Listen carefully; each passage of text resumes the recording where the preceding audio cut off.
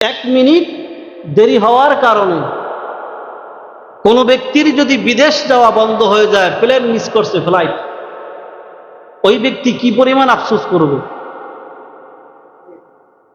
কোনো একটা ভুলের কারণে যদি কোনো ব্যক্তির বিদেশ যাওয়ার ভিসা বাদ হয়ে যায়, তার মানে 5 লাখ, 7 লাখ, 10 লাখ টাকা লস, তাই না?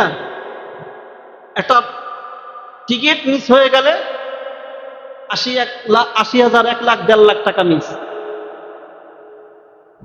তাহলে মানুষ কি পরিমাণ নিজেকে ক্ষতিগ্রস্ত ভাবে, তাই না? তো আমার জীবন থেকে একটা লাইলাতুল কদর মিস হয়ে যাওয়া মানে 1000 মাস ইবাদত করার সওয়াব আমি মিস করতেছি।